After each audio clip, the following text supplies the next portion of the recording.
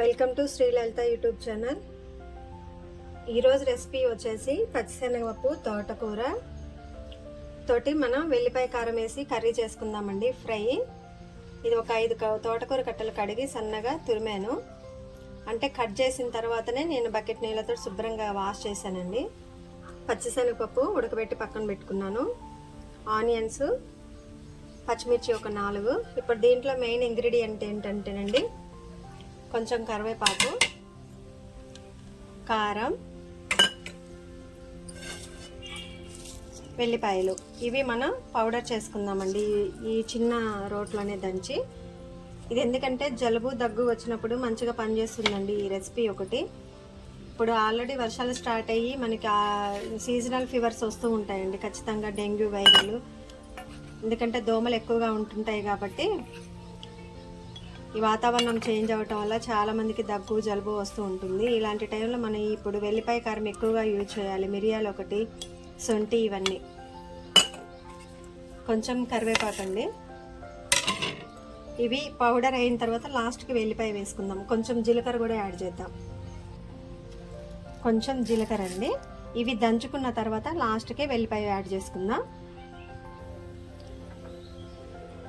Pan పెట్టేసి oil వేసుకున్నానండి. ఇప్పుడు ఉల్లిగడ్డ, పచ్చిమిర్చి యాడ్ చేసుకుందాం.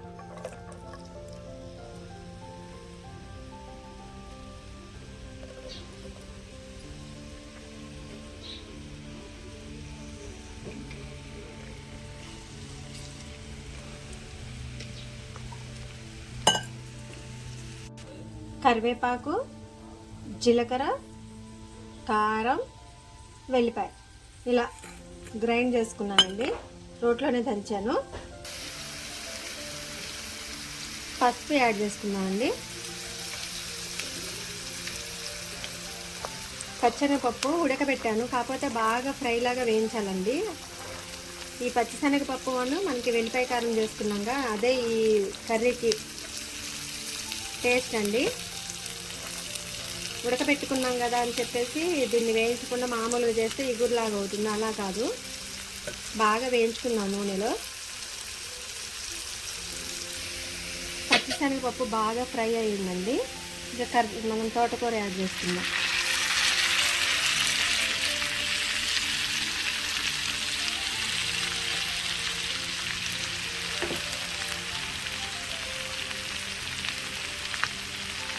ఆకుకూర వండేటప్పుడు ఎప్పుడైనా మూత పెట్టుకోవాలండి. అంటే కూర ఎక్కువైనట్టు కనిపిస్తుంది కానీ తొందరనే మగ్గుతుంది.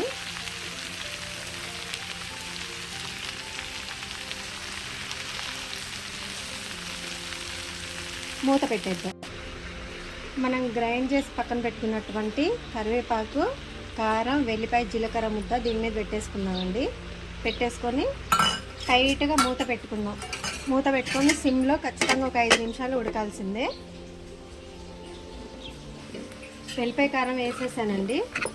కలుపుతున్నాను. ఎందుకు కళాయి చిన్నగా అయింది అనుకుంటున్నారా? లేదండి, సరిపోతుంది. దగ్గరికి ఉడకాలని కరెక్ట్గా అంటే మనం తీసుకున్న కర్రీకి సరిపడనే కడాయి తీసుకున్నాను నేను. సాల్ట్ వేయలేదండి. మళ్ళీ ఒక 5 నిమిషాల దాకా సిమ్లోనే కూర అంతా మగ్గాలి. మెయిన్గా ఈ కాడలు ఉంటాయి కదండి, వీటిలో చాలా ప్రోటీన్లు ఉంటాయి. కొంతమంది కాడలు పడేస్తారని కాడలు అస్సలు పడేయద్దు. మనం మళ్ళీ ఒక 3 నిమిషాలు సిమ్లో, 3 కాదండి, ఒక 5 నిమిషాలు అయితే కర్రీ రెడీ అవుతుంది. ఇగో సిమ్లోని పెట్టా. సాల్ట్ యాడ్ చేసుకుందామండి.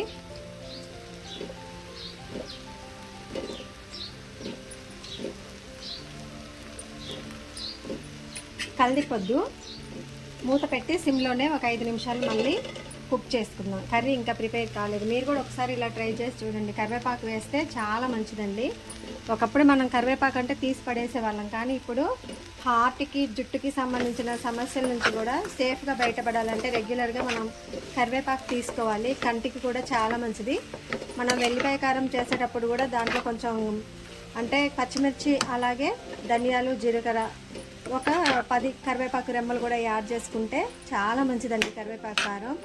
అలాగే పచ్చిమిర్చి, టమాటా చేసేటప్పుడు కూడా ఒక గుప్పెడు కరివేపాకు రెమ్మలు వేసుకుంటే మంచిదండి.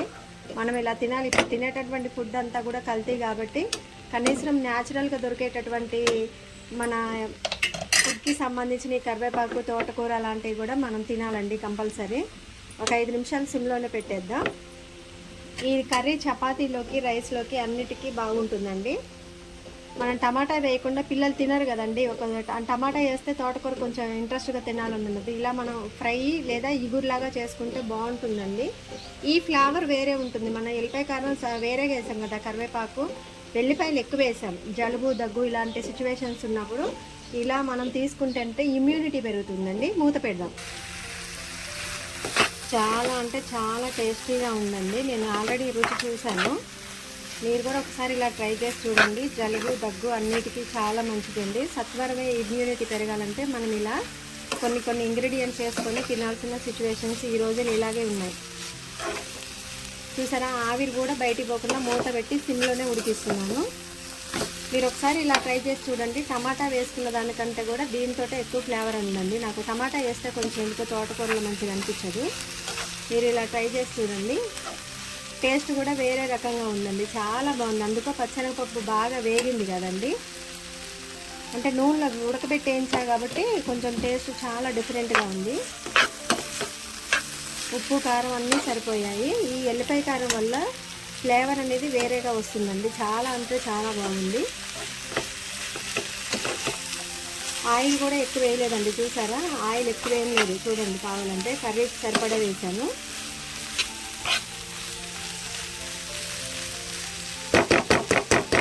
మళ్ళీ ఒక 2 నిమిషాలు సిమ్లోనే ఉంచాలండి. కర్రీ ఉడకాలి, ఎందుకంటే కారం కొంచెం లేతగా లేదు.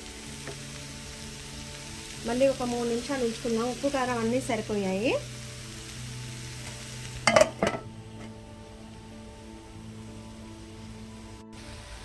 కొంచెం సాల్ట్ తక్కువైందండి.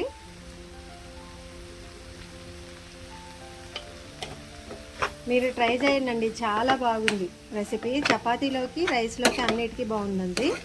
నేను ఏదైనా తాలింపులు చేసేటప్పుడు, బెండకాయ తాలింపు, ఆలుగడ్డ తాలింపు, దొండకాయ తాలింపు చేసేటప్పుడు ఖచ్చితంగా చట్నీ ఉంచుతానండి. అంటే సిచ్యువేషన్స్ బట్టి చట్నీ ఆరు రసం ఉంచుతాను, కానీ దీనికి ఏం అవసరం లేదండి. ఆకలి అవుతుంది, కాకపోతే ఇంకా పూజ చేయలేదండి.